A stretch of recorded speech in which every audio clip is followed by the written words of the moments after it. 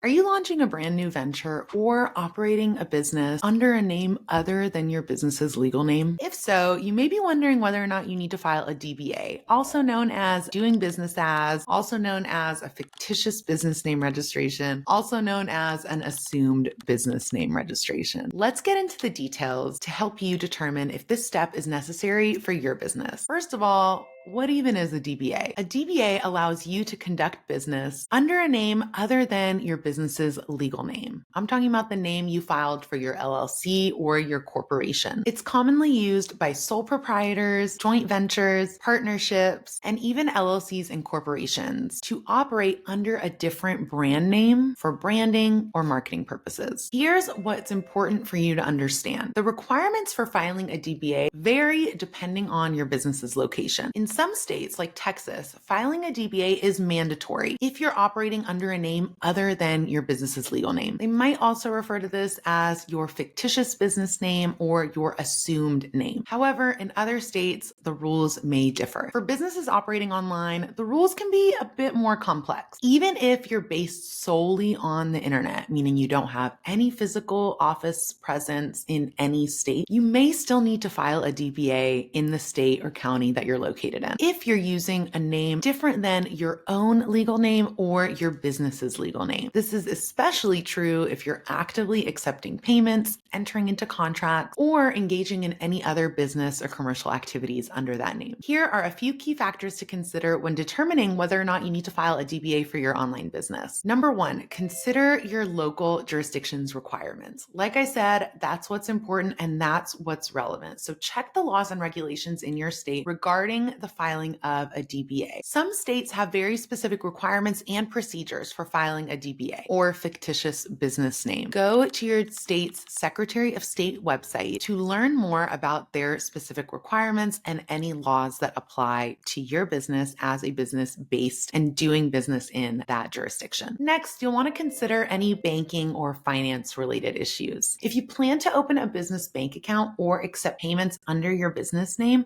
you may need a DBA to provide proof of your business identity to the bank or financial institution. Next, you'll want to consider your marketing and branding activities. While a DBA can help establish your business's brand and identity, it is very important to understand that filing a DBA in your state or county's office does not provide you with the same level of legal protection and brand protection that ownership of a federally registered trademark does. If protecting your brand and owning the exclusive rights to the use of your trademark is a priority for you in your business, you might want to consider registering your trademark with the U.S. Patent and Trademark Office. Securing the federal registration grants you the exclusive rights to the use of this word or phrase across the country and can potentially prevent others from using or registering this trademark in connection with similar products or services. And finally, consider your contractual obligations. If you're entering into contracts or agreements under a name other than your legal business name, having a registered DBA can help provide legal protection and clarity so that you can reap the benefits of the liability protection afforded to you by your LLC or corporation. Ultimately, whether or not you need to file a DBA depends on your specific circumstances and where your business is located. It's important to research the requirements in your jurisdiction and consult with legal and financial professionals if you're unsure. In conclusion, while not every business needs a DBA, it's essential to understand the requirements in your jurisdiction and the benefits of doing so. By taking the necessary steps to register your fictitious business name, assumed business name, or doing business as name, you can ensure compliance with your local laws and protect yourself and your business's interests in the long run. If you found this episode helpful, please give it a thumbs up or leave us a review wherever you're watching or listening to this. It is the best way that you can support an independently produced show like this one. And of course, remember to subscribe and share the link to this with a friend that you think will benefit from it. I'll see you in the next episode.